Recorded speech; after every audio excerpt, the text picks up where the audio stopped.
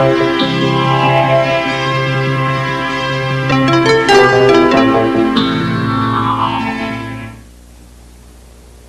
I'm Jeffrey Mishlove, host of Thinking Aloud.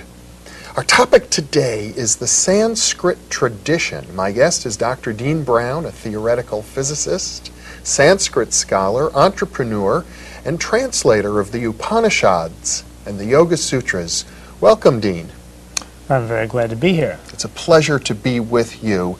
You know, I think many people who speak English don't realize that our own language, as well as most Western languages, have their origins in what is sometimes called the Proto-Indo-European language, which is really the same language from which Sanskrit and the Hindu traditions are derived.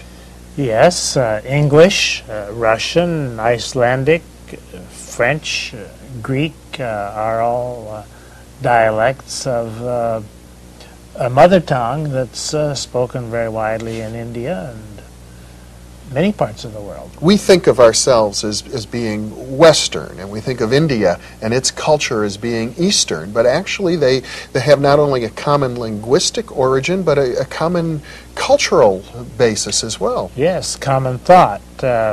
If we divide East and West, I would put the boundary between India and China, perhaps. But India is Western, by my way of thinking. Well, and Buddhism, which was born in India and then moved to China, bridges that gap as well. So Buddhism is the West that went to the East. There we have an example of how we're much more intimately related to Eastern culture than we think, and many, many, many words in the English language have Sanskrit origins, or origins that are traceable to the Sanskrit tradition in the earlier Proto-Indo-European language. Oh yes, most of the words in English, say, go back either through the Teutonic Northern European Icelandic route to the Sanskrit or the Vedic, and then through the Mediterranean route, the Romance route. Now we think of Sanskrit as a language of mysticism, the language of the Bhagavad Gita, of the Yoga Sutras, of the Vedas, the language in which there's the great equation, Atman equals Brahman. Let's start there. Maybe we can you could elaborate on that. Well, Sanskrit's an artificial language spoken in the wisdom traditions and in the great hymns. The language spoken in the street in ancient times would be called Vedic. Vedic is a vernacular, and Sanskrit is a synthetic language. Just like the Latin that Julius Caesar spoke would be vernacular, but the Latin that we have in medicine and law and botany and the church is not the street language. So Sanskrit was a formal language used by the priests and by the philosophers of ancient times. Yes. And it is very beautiful, but it wouldn't give you much of an idea of what's actually spoken in the bazaar. But there's a lot of abstractions that we find in Sanskrit that have permeated our modern idiom. Concepts like karma, concepts like Brahma. Yes, that's why we think of Sanskrit as a scientific language. Mm-hmm. The terms in Sanskrit are so precise that they're used in the street today in California, for instance, because the English equivalents don't exist. There are many, many words in Sanskrit that describe states of consciousness. States of consciousness, thinking, mentality. There are other languages that have feelings in them, but Sanskrit has precision for thought and consciousness. And metaphysics. And metaphysics, yes. And cosmology. Now, you've translated the Upanishads, very ancient and revered sacred texts. You have described to me how these texts are really to be chanted. They're like poetry in a way, and yet they have a precision to them. Could you read one of those? Yes, there are a couple hundred Upanishads known today. And when the rishis, the teachers, started teaching the Upanishads to the Western scholars a couple hundred years ago or 150 years ago, they were very open in chanting them at first, and then they realized that if they're written down, they lose some of the power. So only about 100 of them have been written, and the rest are still in the verbal tradition. Orally Oral transmitted, tradition, memorized. which is the origin of all wisdom, is in the oral tradition. But to give you an idea of some of the melody in these documents, I take the beginning of the Isha Vashapanishad. It goes like this. Om, The sound of the universe. the sound of the universe, from which we get our modern word of human, Om. Humble. Full that. Full this. From the full, everything has come out. Having taken everything out of it, the full alone remains. Om Shanti Shanti Shanti. Peace. In the world whatsoever changeful is, all this with the Lord should be enveloped. By that renunciation, support yourself. Do not covet the wealth of anyone. Only for performing good deeds should one desire to live 100 years. Only thus and in no other way will your work not have stains. It actually is in some ways reminiscent of the Old Testament. Don't covet things, do good. Oh yes, the ideas are the same. There is a universal ethic. But then there's something a little deeper in there about non-attachment. Oh yes, the ideas have many layers of meaning. They just go on and on. You can take one of these sutras and dig in it forever. The word sutra is interesting. It's the same word that we have in the hospital. If you sew up a Suture. word, suture. A sutra means a string of pearls. So these ancient poems are called sutras. They're strings of pearls. They're really like They're tied together. nuggets of wisdom. Nuggets of wisdom, right. In a way. And that's why I read it with pauses between the lines, because each line has multiple meanings, and if you pause, it sinks into the subconscious more. Now, I think it's very interesting what you said earlier about the word human. We're all human, but very rarely do we pause to think, what does that word mean? And here you've traced it to a Sanskrit root, Aum, or which is the eternal sound of the universe. The eternal sound from which the universe is expressed.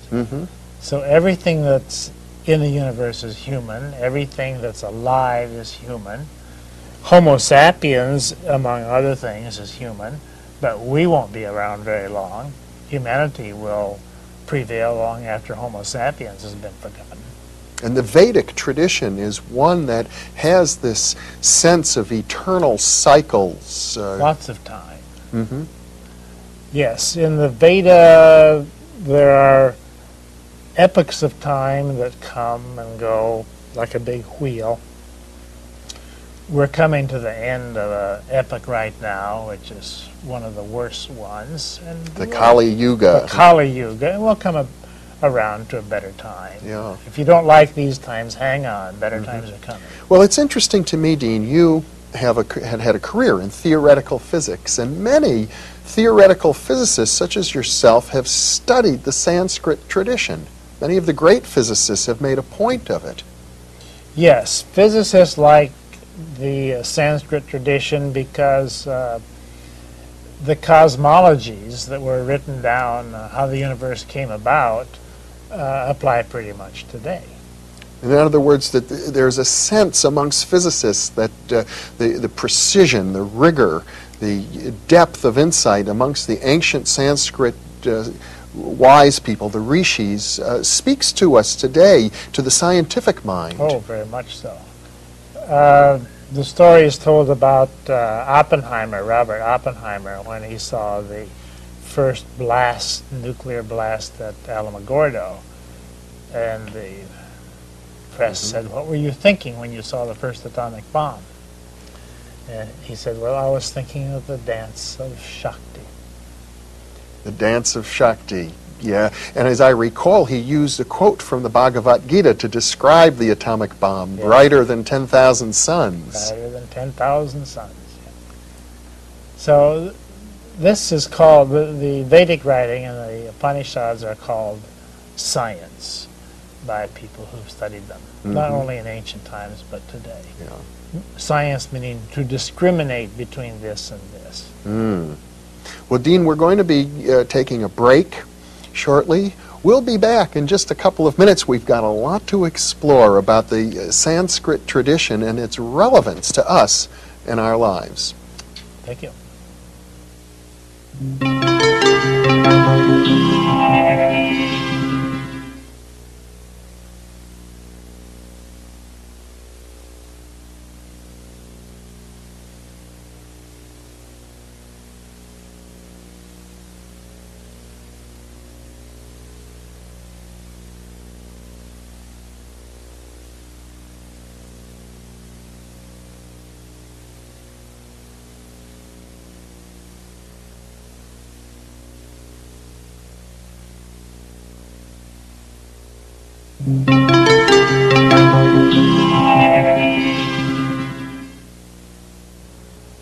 Welcome back to Thinking Aloud. I'm your host, Jeffrey Mishlove. We're talking about the Sanskrit tradition with physicist and Sanskrit scholar Dean Brown. Earlier, Dean, I mentioned what you might even think of as an equation, Atman equals Brahman, which to me is one of the fundamental insights of the Sanskrit tradition. The idea is, I think, the essence within each of us, Atman, is the same as the essence of the whole universe, Brahman. Yes, the biggest thing that you can think of is Brahman, ever expanding. It is all the universe and all the many universes, if we have parallel universes, all summed up into one unbounded, expanding everything. And also the supreme deity. And the supreme deity, Brahma. On the other scale, the smallest thing you can think about is your center, and your true self is smaller than any of the parts that go to make it up. It's not your body, it's not your ego, it's not your self-image. It's essential inside of all of those. And the equation of the Veda is Atman equals Brahman. That which is everything is that which is your essence, personally. That seems to be at the heart of all mysticism, really. Yes, I think all other forms of mysticism, all the other traditions, all the other cultures arrive at the same point. I think the Vedic is the most extended and most sophisticated version of it, but I think that we're all saying the same thing. It's sort of like the E equals MC squared of metaphysics. It is that and much more, yes. And if I understand the Vedic tradition, the Sanskrit tradition, it is out of this insight that a whole science of metaphysics unfolds. Yes, from this point, Atman equals Brahman, we get the whole cosmology of the ancient Indians, the ancient Greeks is derived from it, because Greek is a Vedic subculture, and Latin, our modern science is derived from it.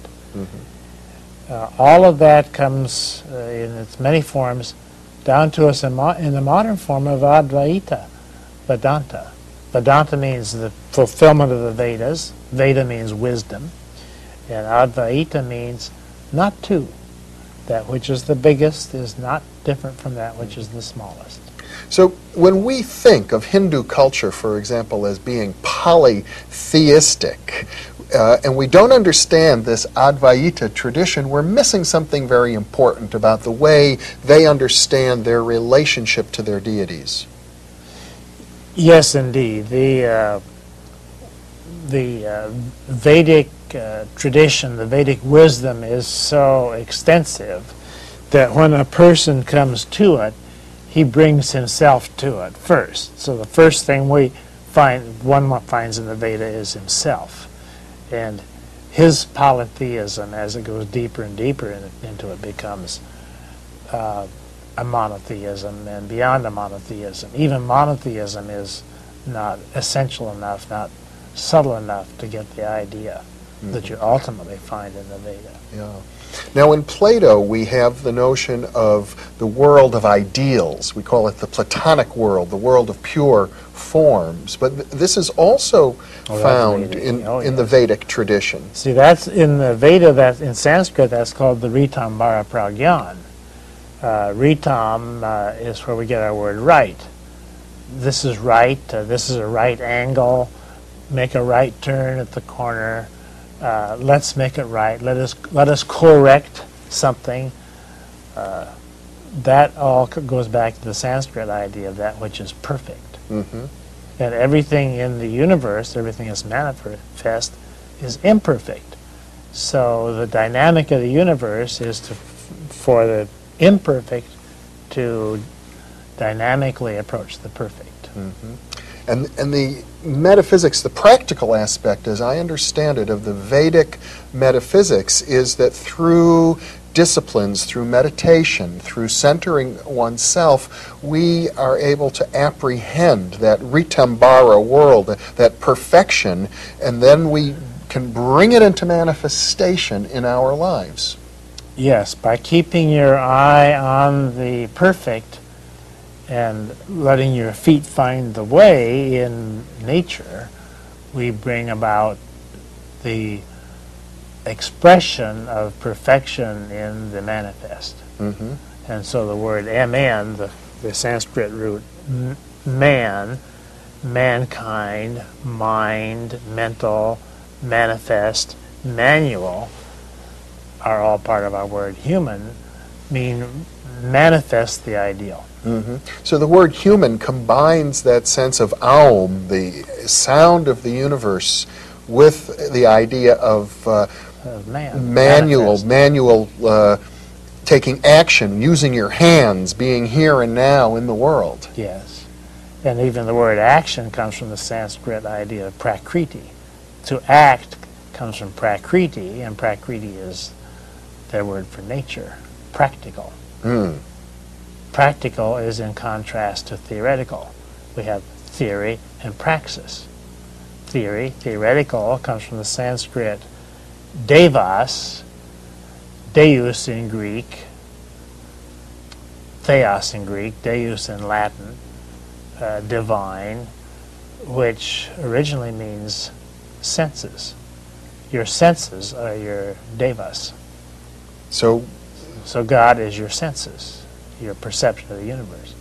A very sensory experience is the way that we connect. Everything comes from your senses. Mm-hmm. Now, you have thousands of senses, but it's through all of your senses that you comprehend God, the universe.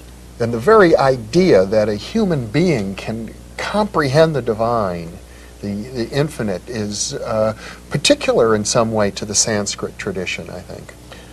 Yes, indeed. And to comprehend the divine, which is to say everything, one comprehends oneself, one's Atman. Mm-hmm. The route to the divine is through the Atman. Mm-hmm. The route to everything that you sense or can sense is through your center. Now, the Sanskrit tradition, of course, is a vast literature. We have the Vedas, the Upanishads, the Mahabharata, the Bhagavad Gita, the Yoga Sutras, the Brahmanas. The Tantras. The Tantras. Well, the Tantras in particular are interesting because, as I understand it, they're really the oldest of these traditions. Yes, the Tantras are the shamanic practices of the Vedic people, The Indo-European the people. Indo-European people, which are parallel to all shamanic people, and it evolved into the Vedas and the science and theory. Mhm. But they started as rituals and practices of nomadic people.